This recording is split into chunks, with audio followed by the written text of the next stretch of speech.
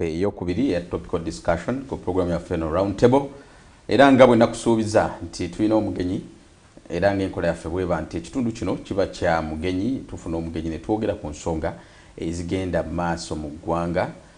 Wali mu ssaawa esoose twayogedde ku bintu eby'enjawulo era n'ekitundu kyaffe ekisoose mu ssaawa yaffe eyokubiri tubadde ku nsonga y'abankuba kyeyo. Ensangi zino abankuba kyeyo bangi bettanidde nnyo ogenda ebweru naye ate ebisoomooza weebiri.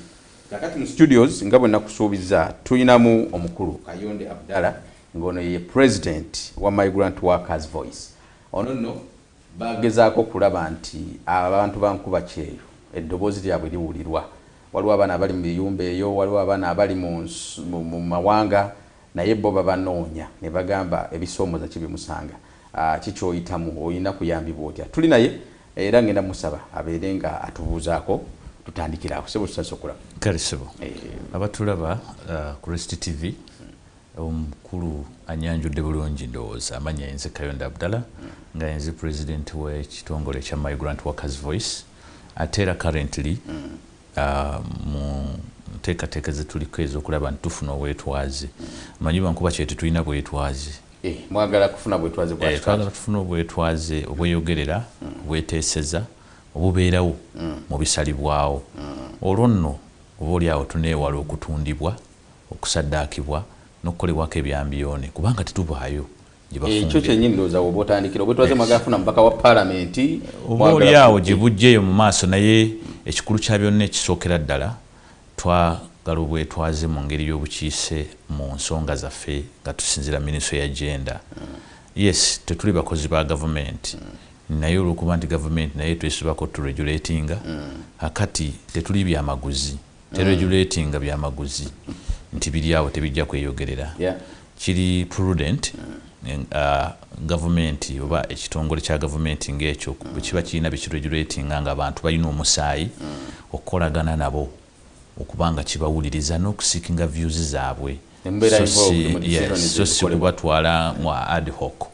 So njogerera mu biti bibiri ng'era president wa Federation of Uganda Migrant Workers Associations FUMWA ebitongole bye tuze tukubiriza bannaffe okutandikawo communities z'Abannayuganda abali ebweru associations ez'enjawulo zize zeekwata wamu okulaba nti zize zeewandisa mu kawaayiro kali aka freedom of association kuba Bannayuganda abo twabalaba emabega kojjukira nga tebalina bwe bagwa bali ku mikutu bayita maama fiina bayita ono bayita oli naye kati akasirikiro okolabawo nti ffe kaweefuwo waffe nga Migrant Workers Voice gwe twakola bwe twakiraba nti abantu abo bali vulnerable twasalawo okubakolamu kuyege n'okubasensitizing nti Migrant Workers Voice is a voice for the voiceless. But we believe there must be a national voice for those who are actually abayita mu mateeka. Situlaba lwaki abayise mu mateeka batuuka ebiro ne bafaanagana nga abatalina abaakukusibwa. Ekyo nno kyekyawula wakati wa Migrant Workers Voice ne Federation eno nti Federation eyogerera Bannayuganda abo abatwalibwa mu mateeka nga bafulumya eggwanga lino. Awo wennyini kubanga tulinawo abagenda nga tebagendedde mu mateeka. Mumufokasinga kuba n'obukabokka abagenda legale. Federation tutunuulira abagenda legale because waliwo kati awo kiwandiise markings. Tumakinga ani yatwala ani avunaanyizibwa kino anavunaanyizibwa tusobole okuba nga tufuna collective bargaining ku nsonga ezo. Naye teri trafficker ng'osobola kwajuwinga naye oba kubagaininga naye. Tusobola kubagaininga na traffic oba omuntu ali trafficked. Abagenda nga tebayise mitendera mituufu. Of course balina Migrant Workers Voice which is a voice for the voiceless. Our advocacies okubajjayo eri tubaleete bamanye nti bateekeddwa okuyita mitendera emituufu. Kati ate ne bana bayise mitendera emituufu kulwokuba balina okusoomoozebwa ate nabo balina eddoboozi eryabwe erya FUMWA erya Federation nti Federation bwe beeyogedde nesobola okuteesa ne gavumenti ku bisalibwawo affe tetulina buzibu ng'aba Migrant Workers Voice naye lwaki tugamba nti Federation ebeewo nga bwe bukulembeze bw'abaana amaka bw'ozaala abaana batuuka ne bakula mwana wattu n'olaba omwana omuwala nga yenkana nnyina n'olaba omwana nga ajula kwenkana kitaawe. Ekyo nno kirina kyekitegeeza taata eyali ajjayo omuggo atuuka ekiseera n'agussa wansi ne bagenda mu kuteesa. So twagala okutegeeza abakulu ba genda nti okusooka baatwalanga bifeera oba babiyita bifuluusi abaana abo balaajananga ennyo naye kati bankuba kyeyo bakuze bategeera tutegeera yes ate nti abamu ababugumiziddwako tumanye ekyokukola oluusi n'okusinga abali mu genda kubanga ensonga era mbadde njagala gitunula nti wali okusooka batwalanga tewalingawo criteria ndowooza nnunga nga bagamba gwe katooba nga oba omanyi oluzungu oba tomanyi jangu tugende olina omuntu oyambadde sikaati nga batwala kati bangi bali exposed mu mbeera eyo kyetwagala okulwanyisa ffe nga ffe tusuubira nti obwenkanya busobola okubaawo singa wabaawo enkola ey'amateeka olwaleero etteeka eritwala abantu ebweru liregulatinga bali ku luuta bali abatutwala babbulooka b'emirimu abo ba commission agents berizirowingako teririna mwana yenna gwe liregulatinga kitegeeza omwana ono asigala ali mu state of nature ali vulnerable buli muntu yenna asanga asobola technical advantage ke kaliko owulira nti abamu kubo eyo mu byalo bakyalina beegenti bano basekinnoomu basula haji simanyani abo babalimbalimba nja kutwala abo bwe bali kati bakyabuzaabuza abaana abo sekinnoomu because abaana tebabalaga bukulembeze bwabwe ne regulations tezoogera ku kiki kye balina kugoberera before they get to apply for any employment abroad kati kisigadde nga kyexposinga bannayuganda mu yolerano bwe bosanga ng'ali Myanmar ali India ali yonna gyali ku lwaki tewali criteria tewali bukulembeze buli recognized kubo tya oba oli awo onoogenda ne weebuza ku bukulembeze bwo oba bunakuwa the right path naye n'amateeka gennyini bannaffe abali eri ebweru bwe bamala okubateekayo abamu kubo okulwokubanga batonde bantu bakola ensobi oba ne bakozesebwa ensobi amateeka tegalina engeri gye gaba gayidinga yadde okubawabula bannaffe bangi bali exposed ng'ali n'eri bamutwala de Saudi Arabia nga migrant voice workers biki bye mwatunuulira challenges kize mwalaba ne mugamba nti at least okusinza ku ABCD ffe katuveeyo to addressing bwe tuti twalaba nga waliwo exposure eri enormous oba eri wide nti omuntu tebasobola kukutwala butwazi naye nga tekulika awondera ekyo kyovalaba nkyavaamu bwe twasinzira okugamba nti bano abakola ekintu kino balabika balina omuzannyo gwe bazannya munda twakwata abamu kubo nga batutte bannaffe batutte bannayuganda ne babajjamu ensigo ndowooza omusango gwa Nakintu Judith ogumanyi gugenda mu maaso guli mu International Crimes Division naye ekyo kyatukuba ekikuwe ne tugamba abasajja bano beesimatinga mu licensi kumbe munda bakukusa nakati olwairo wenjogerera abamu kubo bakukusa abaana bano ng'alina licensi kitegeeza abaako ekituufu then nakola n'ekikyamu yeerimbika mu kituufu bw'ati eno n'ayisizaawo ki ekikyamu kati yo nga ministry eri omusajja alina licensi era balina n'omuze ogwagala obba defendinga kya musajja ate mumukubye nnyo omwana wa ministry omwana alina contract so what mubafunira contract ne mubatika ku nnyonyi nga babisi ne mutika ku nnyonyi nga tagisayininze oyo alina enjawulo ne gwe bakukusa it is not exposure ne mumulimbalimba nga bwenna bijja okuba birungi deception n'atuuka eri nga birala ne mutuuka ne compacting you compact these workers into warehouses as if they are bananas even bananas you can't compact them like that because you fear ziyinza okuvunda oba okwononeka naye kati abantu muba compactinga and you expose them to dehumanizing situations kale bwe twabisinzirako ne tugamba tulobanga ddala bantu abalina inalienable rights abalina rights eziri accorded eziri given nga tezirinaako kubaako questioningibwa then they must be able okweyogerera okubanga bwe baba nga bannayuganda nga gavumenti ya Uganda ekimanyi nti ebayinako obuvunaanyizibwa protection ekyo kyo kiri by default nti buli munnayuganda afuluma oba bamukusiza oba tebamukukusiza there is a role of protection but the best way of protection is to set guidelines is to set proactive measures nga regulations n'amateeka oba laws ezisobola okuba nga ziguidinga to the point of justice because what we want we are not disputing nti waliyo twagala kumalawo obumenyi bw'amateeka mu mawanga g'Abawarabu oba wano ewaffe oba mu baana abatwala we are not saying that ekyo kitwagala okukola no what we are saying we need justice that in any case or in any incident that justice I mean violations of rights justice must prevail then justice must prevail how does it prevail justice does not emanate from just a vacuum no it emanates from a state of social order. It is about social order. What about wali social order? Nga tewali mateeka, tewali orderliness. For instance, olwairo wawaddewo injustice taking a place ku makubo newankubadde bayimirizaamu ku makubo. Yes. Nga the state is unruly. Oli ajula vuga kulinnya munne kuki ku mutwe. Naye when the bakirabe nti waliwo state of nature, because state of nature gyenjogerako bwe butonde bwaffe bwonoonyi, we are evil. That is the state of nature. But how to control the state of nature and bring justice? You bring out set of rules, amateeka. Correct. And this is how do you source out these people? Which one? The beneficiaries now you're helping. The burden is actually there. Because as I speak now, waliwo abali mu followinga, abali sensitized over what should be done. Neba no bebatono. There are big numbers of people. Beba kwese mu pockets ezenjawulo, mu makampani, abakukusa, buli omu ali yalina bakutte ku mitwe. Ng'agezaako kubabuzaabuza oba kubatwala mu ngeri yonna gy'abatwalamu. Kakati abantu abo tebamanyi kiki kye bateekeddwa kukola. How do we source them? And the best way to have a touch on them is through Ministry of Gender recognizing their federation. Singa federation yaabwe ekolagana ne gender, then they can be able to have a touch over their own body before even leaving this country.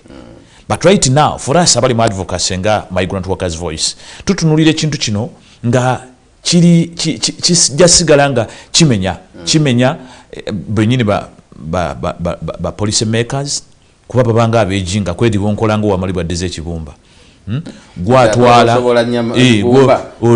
otwala nowefula nti ojja bakuuma bipolisi byewasawo biraga nti ojja protectinga ne bonna bali makomera bonna bewatwala bakomayo mu deportation baziza musango ki obatwalire ku contract lwaki babaddiza mu deportation awo wenyini lwaki temugoberera contracts ziri violated ne mulaba nti bafuna justice from the other side. The reason is tebalina awondera from uncompromised part or point of view nti abantu bonna ababadde bawondera abaana bano mu regulation eriwo bonna bali compromised ne ministry yako mbuuza anti ino nsonga nkulu muganda wange abantu bonna abadiringa mu nsonga zino ne regulation beyogerako bonna bali compromised. Awo wenyini wenjagala okubuuliza compromisation egyoyogerako watyanga omusango gwe muliko oba omwana yagenda gwe muli mu kuyamba waliwo omunene waliwo forces ebabega. How do you deal with such umunene kitegeeza? For example, waliwo the mafias. Wasobola kuba mafia, wasobola kubanga munene mu government. Does the word mafia apply in any laws of Uganda? No, it is nobody not is above the law. Of course, but we can try our best. We can try our best. We can die trying to save that person using the avenues of the law. But what we are saying still, nti avenues eziriwo nafu. Musiba byayi zisibisibwa kita kusibisa byayi. Yes, nateka ga musiba byayi. Kakati ezo avenues twagala okuchallenge because we have that right also to actually influence policy. Yes, we want to influence policy change. Regulated by who? If regulated to under Ministry of Gender and Internal Affairs. Okay. So gender tutunuliranga labor organizations. Then Internal Affairs netulanga NGOs. The NGOs were organizations as the non-state players. So when we come into force, we try to assist and try to supplement, to bridge gaps where government can't do better. We come to supplement, not to replace their role, but to supplement and also to advocate, to call on new policies. You know, to rally on sensitization, okuremindinga abantu kuchichi amateeka gano kigategeeza oganyonnyola okulaba nti wabaawo obwenkanya. So the compromise I've been talking about eri muba stakeholders nti ekisooka bw'otunula labor arrangements according to the international labor standards arrangements ez'abakozi zirimu abantu basatu ziringa nga bwolaba emmere oba the three arms of government: executive, judiciary, legislature. Why? What informed a democratic government to have such three arms? it was because they wanted to see justice and also eliminate the compromise element. Okujjawo a state of absolutism whereby one can impose a state of a guraga oba okuslapinga obuddu okuslapinga okutulugunya ku bantu akusiga eddala singa abanga taweereddwa that freedom to come as a stake. You know, nti executive tasobola kwemalirira kusalawo nsonga za Uganda newankubadde superintending erina weetandikira ate ne weekoma. Then legislature nayo nejja nebaako weetandikira weebeera nga erina that monopoly and jurisdiction to handle matters. Then judiciary, but still jalaba wabawo obukubagano naye ekikulu kiri nti amasiga asatu weegali. So kati ffe tugamba it is not justice okuleka bannayuganda abagenda ebweru nga mmwe mutugamba nti ministry ya agenda yebikolako ne bali kuluuta ate be mutwala mubikolako mubitukolerako nga baani. What is our position? What is our stakeship nga temunabikola? How can you think we can serve food that you have cooked behind closed doors? Ffe mugifumbe mujenga mutuwa because that's what's going on. Kulwaki bakwata emmere ne bagifumbira mu bisenge ne batuyita bwisi kulya. We don't contribute. Magala mubeereyo Of course, what if you serve us poison? You have served us poison for a long time and many of our members have died. Others are crippled. Others have returned here limping. They have nothing on their own. You know? So kuno ko tusinzidde nno tulina ne plan egenda petitioning a government. I mean petitioning a high court. Yes, but we still tulaba abantu bakyayayana okugenda. No, of course that is their right. Bwana Khan sagala oberenga ontiisa sagala kuntiisa. People have freedom to seek employment wherever they want. One, the freedom for migration. Tosobola kubagana kola ki kugenda. Kati gwamanyi nti olina accountability to their migration. You instill order. It is the responsibility of government to instill laws, to put a law, not to rush into a bilateral without a law. Mutadde bilateral Saudi Arabia nete mwina teeka liruma wano. Ne mudiringa mu business, you rush into business, you rush into looking at remittances, but you don't mind about the migrants.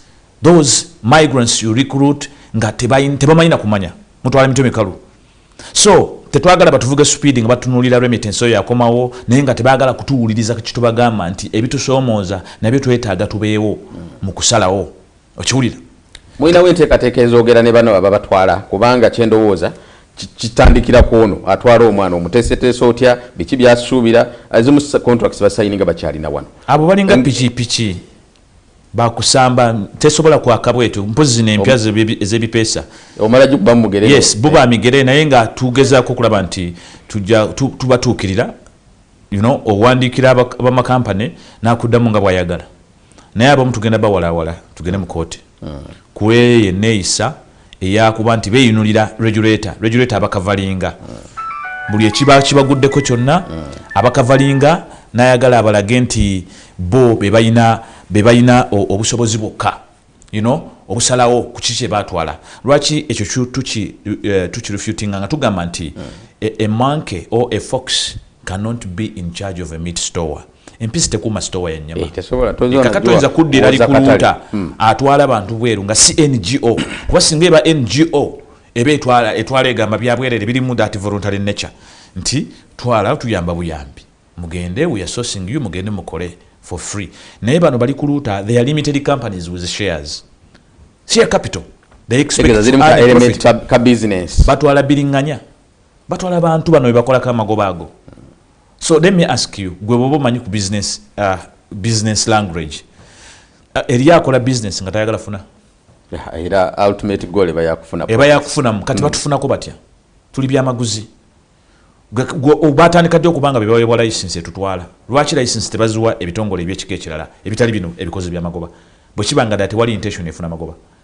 But the fact is bafuna amagoba, bafuna commission ku buli mutwe gwa muntu. Kati gwe mbuulira ani asobola okukkiriza ofiirwa amagoba age. Government tekifuna mu Lebex. Ate nga lwaki tefuna mu yesooka okufuna wali ng'egaba job order. Buli mutwe bagujja government sooka n'egujjako wali $3. Emitwalo nga 10 n'ekintu. $3 neziteeka wali zijja wane wa Mr. Kasaija. ezo nazo tuzibanja bannayuganda ne bafanga bwe baagala naye nga bo bajjako edda asatu. That is exploitation. Ezo sente nekizikola tukitegeera. Not even compensating the migrants that have suffered the other side. Tetumanyi kyezikola. Not okututerayo enough manpower support eyaba attachers abamala oba ba labor officers abamala ku ground, ba welfare officers, paralegals and legal minds okufollowinga cases abaana bano abafunye issues. Not at all. Nezo sente bazicollectinga pa job order. Kakati ebyo biba bikolebwa. Ekyamazima ngonoona atwala buli bwatwala oli amuweereza obukadde 12 bamuweereza sente n'alya. Ekyo tekikomaawo. Bano abaana bannaffe abatwalibwa bakenenulwa bakwata ne babajjako sente nnyingi. Babajjako sente off record. Nti regulation eriwo teboogerako. Tebali regulated. Ne lwisi buli omu abakwata vagalala later using. It's not on record anywhere. Ne babatiizinga n'obubatiizinga. Oli asobola okuwamba passport zaabwe ng'ayagala baleete sente ziza ayagala. N'abateeka ku pending awo ndowooza obiwuliddeko. Balemedde passport zaffe tebaagala tutwala omwaka guweddeko and all that stuff. Ebyo nawe ebiri because amateeka ga musiba byayi. Regulations eziriwo bano beedibonkoza aba ministry. Kulimba naye tewali kyosobola kukola. President, mu mbeera nga tulaba government erina weekifuniramu bano abatwala balina weekifuniramu naye mwe mwagala kujja mulabe nti muteeka ebintu mu order. Of course. Tuba tetuliwo emmere osobola ogifumba ku masiga abiri. Gundi yammwe eyo mwerabawa okubeera successful mu nteekateeka zammwe nga federation. Nga federation. Of course it is by default tulina freedoms ezikola kino kyetukola era tutegeeza kukikola mu mateeka. Tweraba nga nti singa tuba tuweereddwa obuyinza oba obuvunaanyizibwa okuba part of the process tujja kukyusa ne industry kubanga omuntu agenda ng'ayagala ng'ate ategedde gy'alaga atalimbiddwa ng'ente ze balimbalimba n'embuzi ne bazijja ekyemmamba mu katale ne bazireetawo no mu meat packers nga tezimanyi nti zaakusalwa bwe batwe batutwala ekyo twagala tukijjawo oba oli awo kijja ku informinga business okukyukamu nti n'abatalina mirimu basobola okuba nga basalawo okugenda mu mirimu egyo egy'ebweru nga basazeewo n'obumalirivu nga bali safe. Naye kati oli bw'asalawo it is total risk. They are risking. Gwe bakukusizza ne gwe batakukusizza bonna bafaanagana. Ekisinze n'okuleeta trafficking okweyongera because it is on the rise. As per now business eri wansi ate weewuunya ekigikubye nti teba implementinze bye tubagamba nga migrant workers voice since then wabula basigadde ku byabwe bye baleeta bye tuze criticizing nga tugamba no ebitebikola applying ku bino industry paka kugivunnamya wansi okiwulira. Naye kati ffe tugamba nti ebyo byonna mubikoze ne tulina kye tubagamba mutuwulirize. Oba oliawo abamu bwe tuba twogera mutunyooma naye muwulirize ebibiina by'abaana bano abaana be mutwala abasobadde okufunamu akategeera nti tosobola kunoonya bwenkanya ng'oli omu mukama wa bw'anaakutulugunya weetaaga obuyambi oba okufuna akwolereza mu kiseera nga Uganda terina balooya bawolereza bannaffe eri wadde ne Uganda wano nga terina n'omu gwesasula ku balooya nti gwojja owoddeza ensonga z'abakozi bano gwe vulnerable migrant worker agenze ne bakulemaliza Saudi Arabia bw'okomawo wano nga tolina wadde n'ekikumi looya kyagenda okukuwa obudde nga tolina kibiina so kijja kuba kibiina kyo kyekijja okuwuliriza ate kifronting ensonga zo to the highest level okunoonyeza justice. Kati ng'aba migrant workers oyogedde ku nsonga y'abalooya obutabaawo mwataddewo balooya abayambako mu nsonga tugezaako okukwatagana ne balooya mu njogereziganya eya humanitarian diplomacy ne tufuna ba pro bonos balooya abasobola okutukolera abalina ensa waliwo balooyas abalina ensa era tubeebaza ng'olina ensa bw'ofuna akasimu kaffe nga waliwo keesi ezimu ziwetaaga okukwatako by your expertise obuukayo n'ogamba amugireete tujja kukwasaganya wano nawali ku kasente akasaamusaamu n'oba ng'ate tutambuza ensonga zino so ffe tuteekateeka era twagala ministry etwerinde etwerinde nti to petition ejja essaawa yonna we want to intend to sue first or to petition but it will depend on your response will give us the way forward. Nti twagala okulaba nti waliwo engagement before the suing. Of course we have decorum. Okay. So we must first give them a chance. Singa tebawulira n'akaka ejjogoli balina aba ministry agenda. We want to apply decorum. when you see any note coming to you, whether through the Attorney General or to you, please mukakanya amalala kuba twabasensedde tuli munda. President tubali munda ogenda kumaliriza kuba kigo n'emirimu muswale. Waliwo ali awo ayagala otwala omwana ebweru oba oli abadala program ayagala genda. Just a word to that person osibule. Gwe wenna ayagala okugenda ebweru oyina eddembe okugenda ebweru.